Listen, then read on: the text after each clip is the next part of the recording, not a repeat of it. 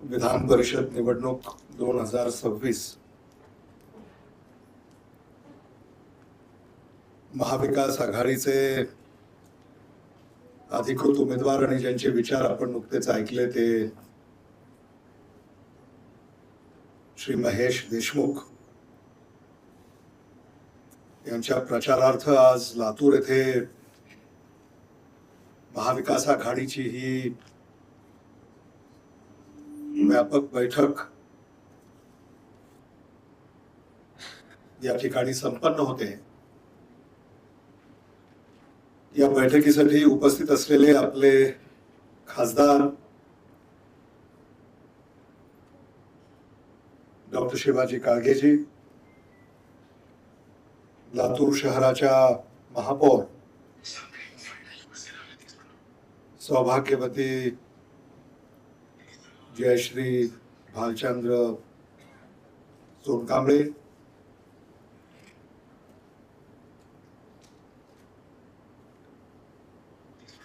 महाराष्ट्र प्रदेश कांग्रेस कमिटीचे सरचिटणीस doctor Jitendra Dehade,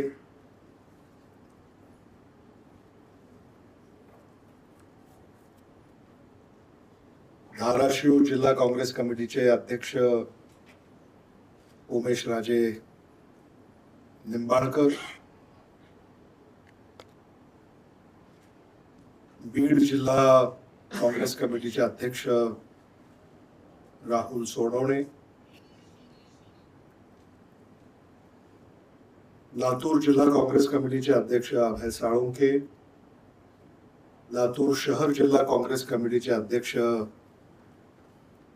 Jawalgekar sir, Maharashtra प्रदेश कांग्रेस कमिटीचे सरचिटणीस अमर खानापुरे, ॲडव्होकेट दीपक सूळ, कल्याण पाटील, अजित नाईकवाडे, लातूर पंचायत समितीचे सभापती श्रीकांत बैले, लातूर तालुका काँग्रेस कमिटीचे अध्यक्ष उमेश बेदरे, महाराष्ट्र महिला प्रदेश काँग्रेस कमिटीच्या उपाध्यक्षा विद्याताई पाटील, शिवसेना उद्धव बाळासाहेब ठाकरे पक्षाचे तानाजी जाधव,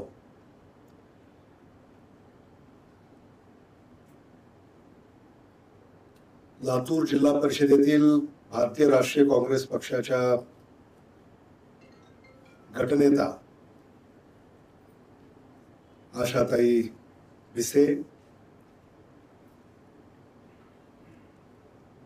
व्यासपीठावर उपस्थित असलेले इतर सारे मान्यवर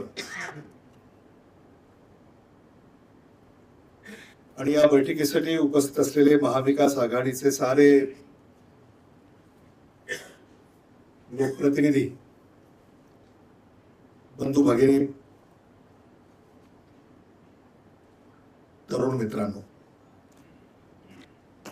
मी माझ्या वतीनं आणि आपल्या सगळ्यांच्या वतीनं महेश देशमुखांना महाराष्ट्र विधान परिषदेच्या निवडणुकीची उमेदवारी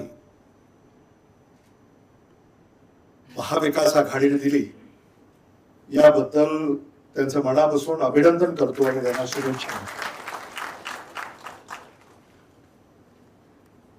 काल परवा ह्या आपल्या निवडणुका सगळ्या संपन्न झाल्या आणि आपल्या खासदारांना मी असं म्हणालो की आता तुमचीच निवडणूक आहे, कोणाच्याही ध्यानी म्हणी नव्हतं आणि ही निवडणूक लागली विधान परिषदेची।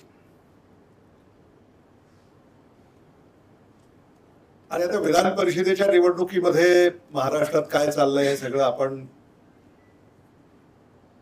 टीव्हीवर पाहताय, वर्तमानपत्रामध्ये वाचताय,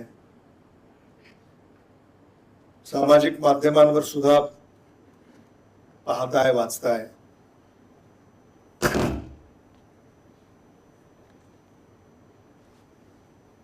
धाराशिव, लातूर, बीड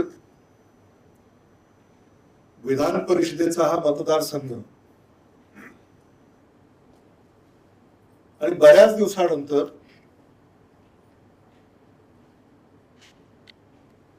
खऱ्या अर्थानं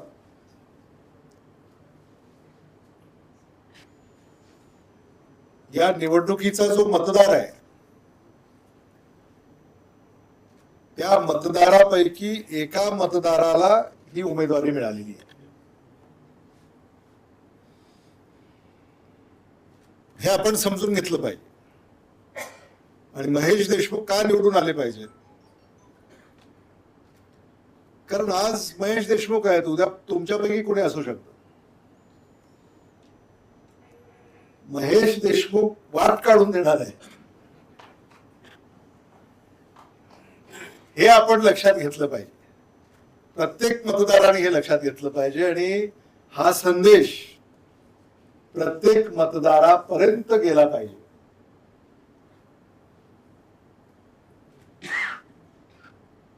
तुमच्यापैकी कुणी तिकीट मागितलं असतं तरी मिळालं असतं. कुणी मागितलंच नाही. लातूरमध्ये तर कोणी मागितलं नाही. बीडमध्ये मागितलंय का मला माहिती नाही. तुम्हाला वाटलं असेल की कसं मागावं, आपलं कुठं निभाव लागायचा वाटलं असेल.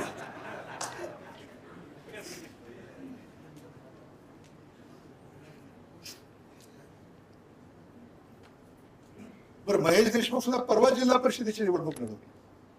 याच्या काल परवा निवडणुका झाल्या. मला प्रचाराला बोलवलं होतं पण मला जाता आलं नाही. हो ना, मला कल्पना आहे त्याची. मला म्हणजे वेळच मिळाला नाही आणि 5,500 मतांनी निवडून आले ते जिल्हा परिषदेच्या मतदारसंघामध्ये. म्हणजे ही काही लहान बाब नाही आहे.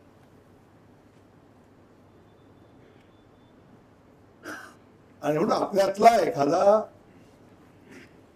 जेव्हा या निवडणुकीमध्ये उभा आहे त्याच्या पाठीशी आपण खंबीरपणे उभं राहिलं पाहिजे. तुम्ही तर आहातच त्यांच्या पाठीशी, पण तुमच्यामुळं आणखी किती मतदार तुम्हाला जोडून देता येतील यासाठी आपण प्रयत्न केला पाहिजे. क्रांतीचे दिवस आहेत. कॉकरोच जनता पार्टी ऐकलं की नाही? आणि मग देशभर हे सगळं चालत असेल तर मग बदलाव हा घडवायचा असेल आणि बदल महेश देशमुखांमध्ये आपल्याला पाहायला मिळतो. त्यांनी सांगितलं he is a marathon runner.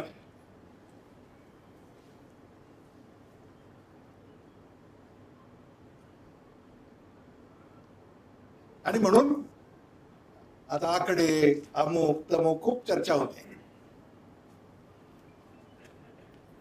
मला असं वाटतं की जे लोकांमधून निवडून येतात तुम्ही सगळे, त्यांना कोणी आमिष दाखवू शकेल असं मला नाही वाटत.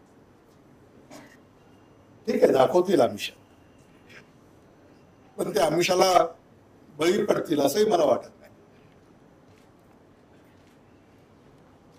आणि म्हणून आपल्यासाठी जे योग्य आहे तो निर्णय आपल्याला करायचा.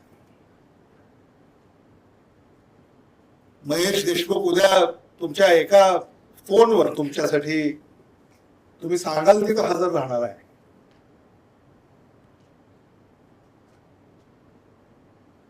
बीड असेल, धाराशिव असेल, लातूर असेल.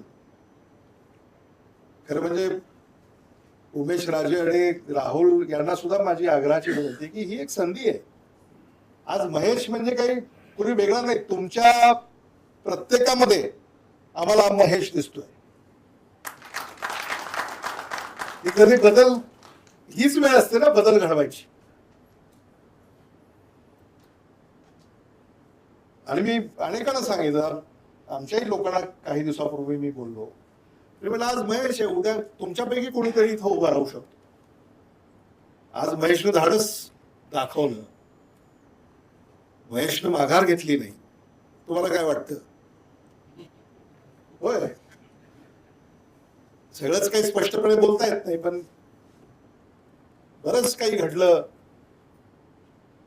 पण तरी माघार घेतली नाही.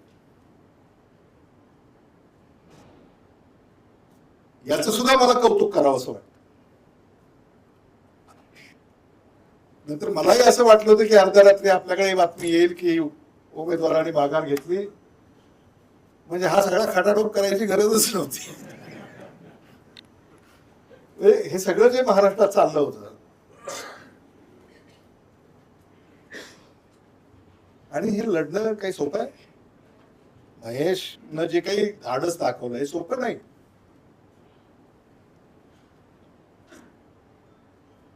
आणि खरंच आज एवढ्या संख्येनं तुम्ही इथं उपस्थित आहात. बघा, महेश इथं हे आलेत म्हणजे तुम्हाला मतदान करायचं हे त्यांच्या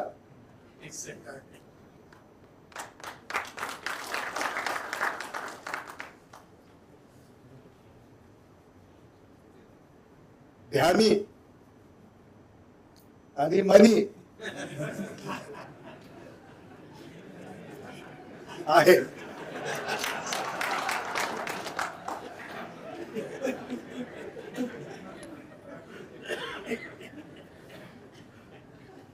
नाही तर राहुल सांगा एवढ्या संख्येने येतं हो कोणी? असं नाही हो. ठीक आहे, मी बोलवलं ते माझ्या प्रेमा खातर आले असतील, पण एखाद्या वेळेला कुणीही समजा असं म्हणतो ना, त्या गावाला जायचं नाही, आपण कशाला त्या वाटेला जायचं, साधं आहे. पण आजची जी उपस्थिती आहे, खरंच मी सुद्धा भारावून गेलेलो आहे.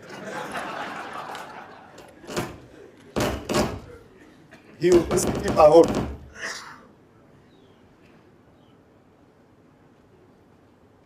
आणि अर्धी लढाई तुम्ही जिंकला हे मला नक्की तुम्हाला इथं या निमित्तानं सांगावंसं वाटतं. जिद्दीनं तुम्ही लढलात, तुम्ही प्रत्येक मतदारापर्यंत पोहोचलात. तर मी जे पहिल्या वाक्यापासून म्हणतोय की तुम्ही इतिहास रचू शकता.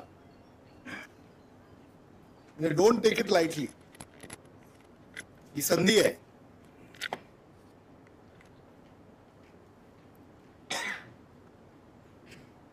आणि पहिल्या दिवसापासून कोणास ठाऊक मला तरी असं वाटतं की तुम्ही निवडून याल.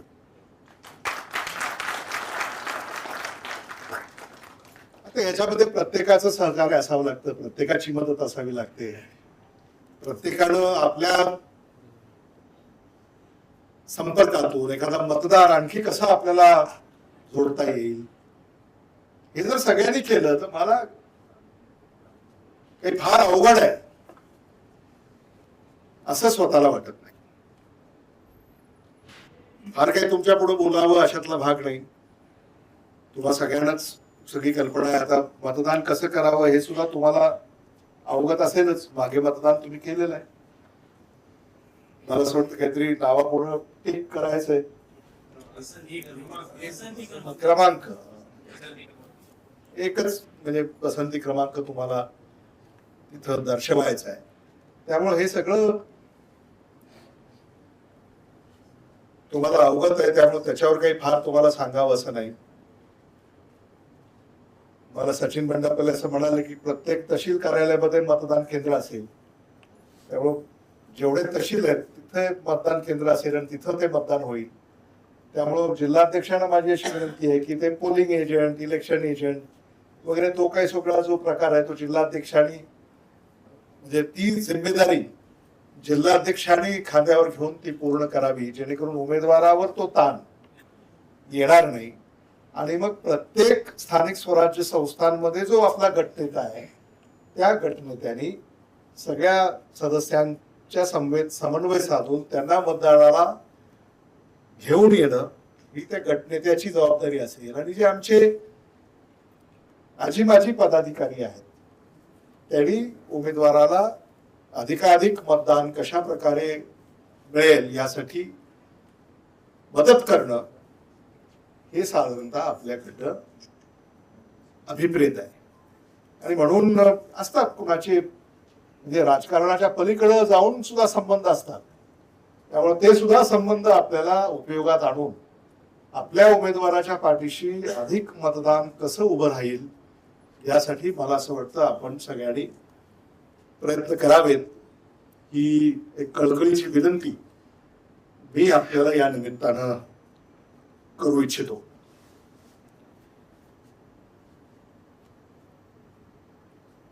धाराशिव आणि बीड मध्ये सुद्धा अशा बैठका होतील. तिथेही अशा प्रकारे पत्रकार परिषद असेल किंवा सदस्यांच्या संवाद असेल तोही पूर्ण होईल. उमेदवारांना माझी अशी विनंती आहे की प्रत्येक मतदाराला आपण संपर्क करत आहातच, पण तो एक फेरी, दुसरी फेरी, तिसरी फेरी जेवढं शक्य होईल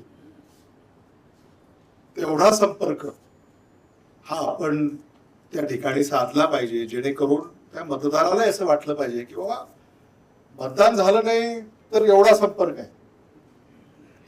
म्हणजे निवडून आल्यानंतर तर मग किती संपर्क असेल हे सुद्धा मला असं वाटतं. मतदारांना विश्वास दिला पाहिजे. शेवटी मतदाराचा विश्वास संपादन करणं हेच तुमचं काम आहे. जो इथं मतदार आहे त्याचा विश्वास आपल्याला संपादन करायचं आणि ते तुम्ही कसं कराल यावरच या निवडणुकीचं भवितव्य हे अवलंबून आहे. शेवटी तुम्ही प्रचारामध्ये काय मुद्दे मांडता, तुम्ही एखाद्या मतदाराला भेटल्यानंतर त्याला आपलंसं कसं करता हे सुद्धा अतिशय महत्वाचं आहे. का त्यांनी तुम्हाला मतदान करावं?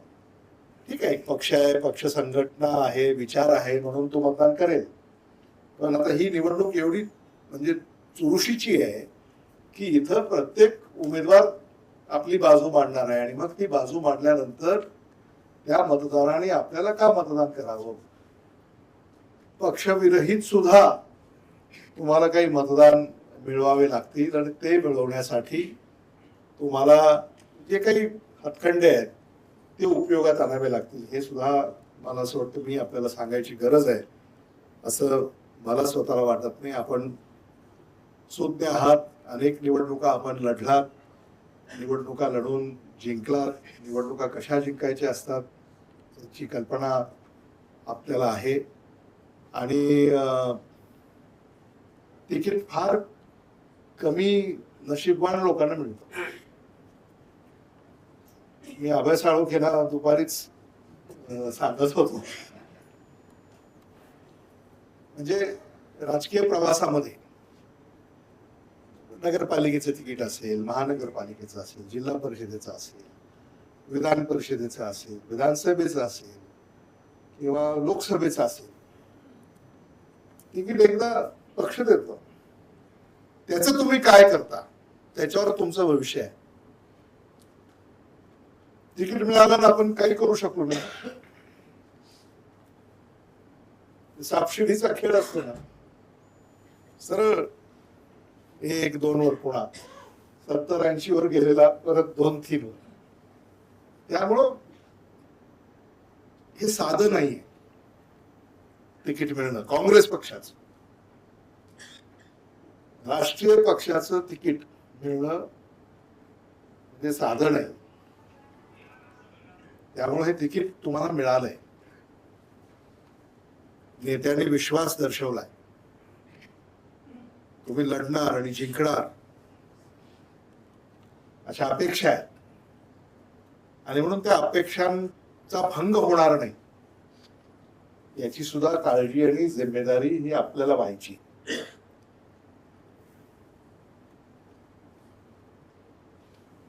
आणि एकदा तिकीट मिळालं आणि तुम्ही निवडून आला की मग ते साधारणतः तिकीट तुमचं होतं. म्हणजे कोणाचंही, पण एकदा तिकीट मिळालं आणि तुम्ही निवडून नाही आला तर त्या तिकिटाचे दावेदार अनेक तयार होतात.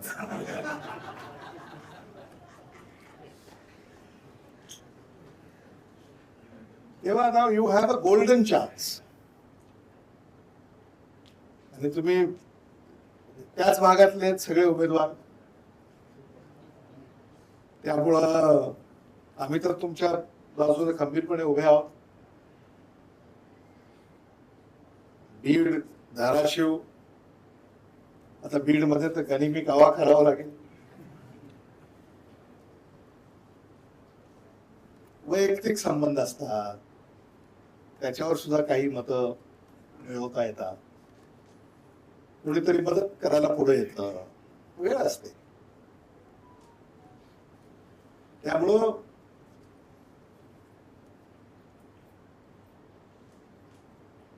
उत्तम सुरुवात तुम्ही केलेली आहे. उत्तम प्रतिसाद तुम्हाला लाभतोय. आजची सुद्धा उपस्थिती ही सांगून जाते की तुमच्या उमेदवारीबाबत सारे मतदार सकारात्मक आहेत. आणि असंच वातावरण सगळीकडे राहिलं तर फार अडचण येईल असं मला स्वतःला वाटत नाही. आता अपेक्षा एवढीच आहे की आता ही जिल्ह्यात बैठक झाली, तुम्हाला निलंग्याला जावं लागेल, तुम्हाला जळकोटला जावं लागेल, देवणीला जावं लागेल, रेणापूरला जावं लागेल. हा प्रचाराचा भाग आहे. त्यामुळे तुम्ही मॅरेथॉन लढत आहात. त्यामुळं ह्या सगळ्याच ठिकाणी तुम्ही जाऊन याल याचाही आम्हा सगळ्यांना विश्वास आहे.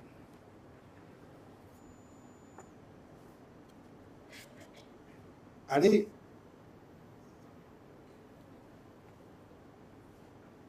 आम्हाला विचारलं पत्रकारांनी कसं मतदान होईल. पत्रकारांना सांगितलेलं तुम्ही ऐकलं असेलच, सत्सद विवेक बुद्धी. काय सचिन, त्यामुळं उमेदवारानंही सत्सद विवेक बुद्धीनं प्रचार करावा आणि मतदारानं सुद्धा सत्सद विवेक बुद्धीनं मतदान करावं. असं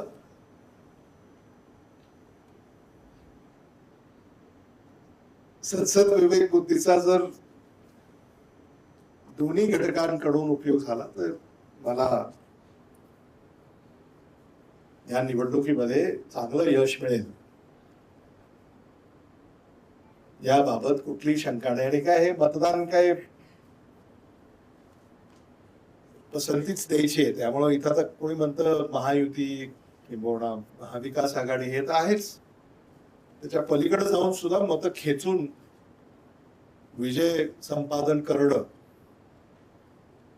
हे या निवडणुकीचं गमक राहील. मी यापेक्षा अधिक भाष्य करणार नाही. लातूर शहर महानगरपालिका, लातूर जिल्हा परिषद, इथं हे सगळे आपलेच आहेत. त्यामुळं इथं काही फार तुम्हाला प्रचार करावा लागेल वगैरे अशातला भाग नाही. आज तुमचा परिचय व्हावा आणि ओळख व्हावी यासाठी ही बैठक आपण आयोजित केली आहे. पण जिल्ह्यात अनेक ठिकाणी तुम्हाला नगरपालिका आहेत, नगरपंचायतला तर मतदान आहे, नगरपंचायत आहे तिथं जावं लागेल, पंचायत समिती आहे तिथं जावं लागेल, सभापती. तर ह्या ठिकाणी भेटीगाठी घेऊन तो प्रचार थोडासा अधिक वेगाने आपण करावा. मला असं वाटतं की 2-3 राऊंड तरी झाले पाहिजे. एका राऊंड मध्ये काही होणार नाही. एका राऊंड मध्ये रामराम होईल, दुसरा राऊंड, तिसरा राऊंड, तुम्हालाही लक्षात येतं, तुमचाही आत्मविश्वास वाढतो. आणि शेवटी एवढी धडपड आणि तळमळ पाहिल्यानंतर मतदाराचं सुद्धा मत परिवर्तन, म्हणजे जे आपल्याकडे नाहीत आज त्यांचं मत परिवर्तन करायचं ना आपल्याला.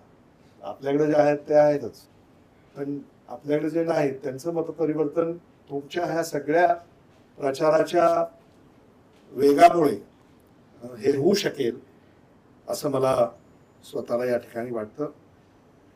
पण सगळे या ठिकाणी मोठ्या संख्येनं उपस्थित राहिला त्याबद्दल आपल्या सगळ्यांचं पुन्हा एकदा मी मनापासून स्वागत करतो, आभार व्यक्त करतो.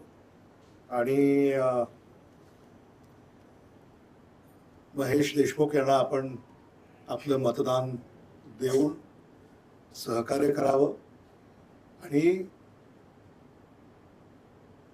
तुम्हालाही लक्षात येतच ना की उमेदवाराची काय परिस्थिती आहे.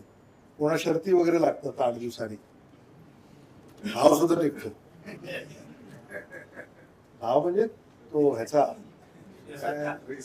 हा निघतो ना, आमच्याही वेळेस निघायचा, दरवेळेस निघतोच की.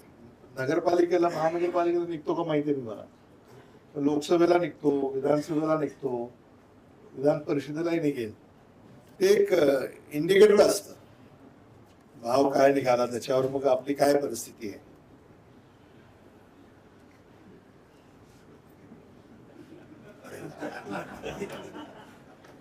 अहो ते पहिल्यांदा आले, किमान दुसऱ्या तिसऱ्या फेरीमध्ये